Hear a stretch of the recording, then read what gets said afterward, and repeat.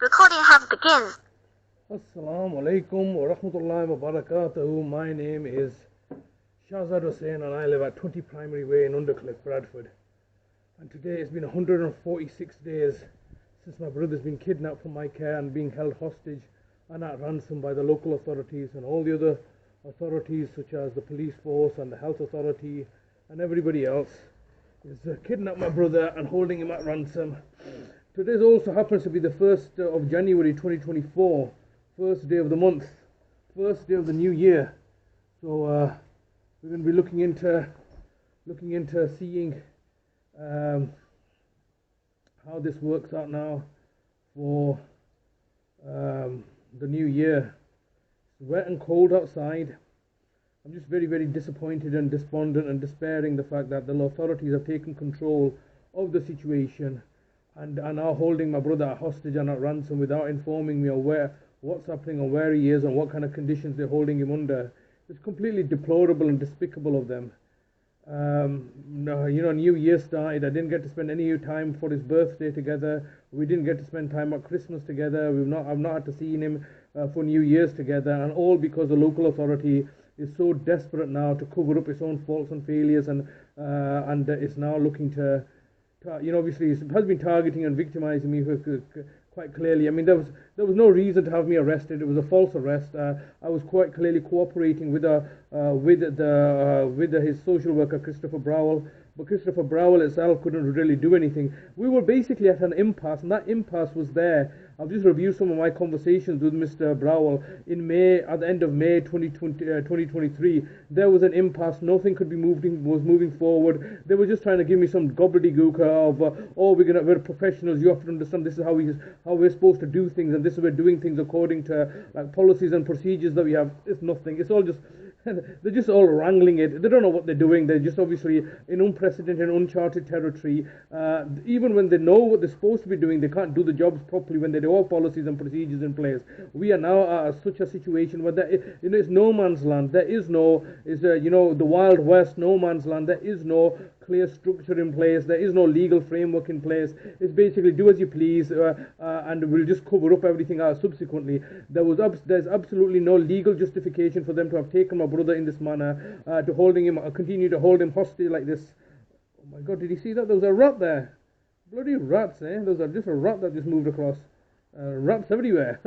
The city's full of rats. So as I was saying, it's cold and wet outside, and I'm in this situation now, left languishing. There he goes, look, there he goes, the little rat. Bloody rats. The whole local authority is full of rats. It just startled me a little. But yeah, my brother's being held. I have no idea where he's being held, but it's been clearly designed to a situation where it's entirely in the local authorities' best interest, where they have no legal liability now, do they? They don't have any consequences to their actions. They can just basically torture my brother to death. There's no general independent oversight, and any independent oversight that they're claiming is people that they are funding.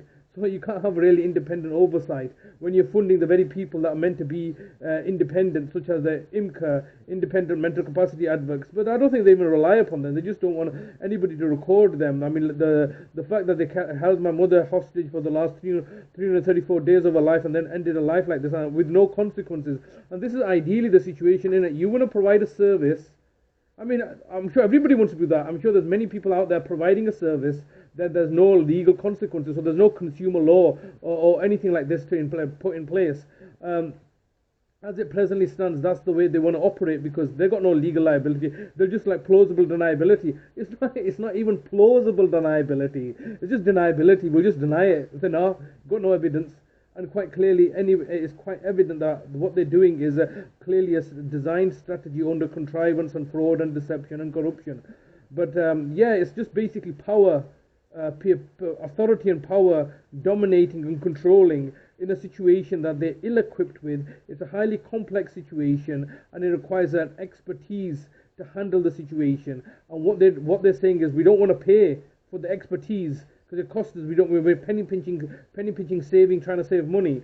Well, if you pay peanuts, you end up with the monkeys, and then they're complaining that this is just all monkey business. It's all monkey business, isn't it? Because you're not paying for an expertise You're also not acting within the framework of the law that you purport to be exponents of, that you purport working under. You're not doing any of this stuff. What you are doing is you are taking a situation and exerting your own power, authority, and control in order to dominate and control the other person.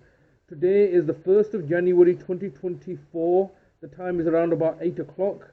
I am left in a situation now for the last 146 days. My brother's been captured. He's been held captive against his will. There is no legal framework in place. I can't go to the police because the West Yorkshire Police works for Bradford Council. The social workers have utilised the police for their nefarious agenda and benefit and interest. So the police won't take anything I'm saying, and what they will do is they will quite happily abuse their position and authority in order to target and victimise me. They're basically the local authorities' little lapdogs. The police, what they're doing, they're not doing anything.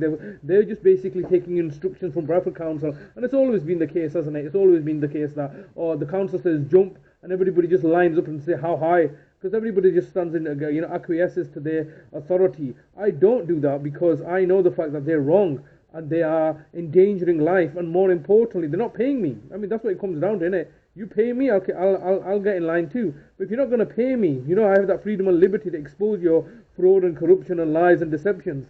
Oh, and they don't like that, do they? So here we are, 146 days later. No idea where my brother is. No idea what kind of conditions they're holding him under. And it's a new year, and it's a very sad and lonely state of affairs where, they're keeping me held hostage like this effectively, detaining him, detaining me, basically giving me writing it, but making it quite clear between the lines that if you continue down this road, we will torture and murder your brother as we have tortured and murdered your mother previously. And I'm thinking, well, you know what, at the end of the day, you'll be doing... It's a terrible thing for me to say, but I put my life on hold. For the last 23 years, I've been putting my life on hold in order to deal with this situation, which is highly complex. There's vulnerable people that have disabilities, that have legal rights that are not being protected, and everybody's exploiting them and endangering their life and causing the human harm, alarm, and suffering. And so I've taken 23 years out of my life in order to achieve this, and now all of a sudden you're putting me into a position of high compromise. It's just... what to say, what to do. It's just they've created a situation that I have no legal recourse. I can't go to the courts. Nick Goodwin is the head of the courts, and he's been complicit in my mother's murder. I can't go to any of the judiciary. The judiciary keep on getting bought off. Even the High Court senior justices have been bought off by Bradford Council. So I literally have no legal redress. I'm out here really, really in an insecure position because they can just send the police down to beat me up and kill me and disappear me, and I'll have no idea. But nobody will ever find out because nobody's going to be able to look into this matter. And so I obviously live in fear of my life in this regard because they have no legal oversight. They can do pretty much as they please. And no doubt what's scary is that no doubt they've done this to many other people. They've done this to many other people, disappeared them, no doubt. Well, I know the fact that they've been torturing and murdering people and then covering it all up so nobody's any the wiser.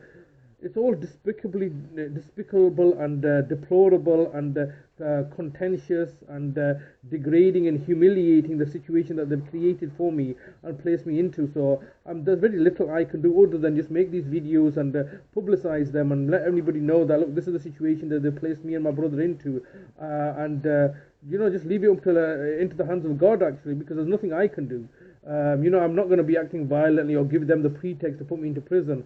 They contrived the situation last time to put me into prison. Let them try again, but I won't be incriminating myself any further. All I'm doing is exposing the lies and corruption. But anyway, we'll leave it there. So today is the 1st of January 2024. It's a new year, and once again being put into this situation by the authorities so that they can profiteer at my expense. I'll leave it there. Allah Hafiz.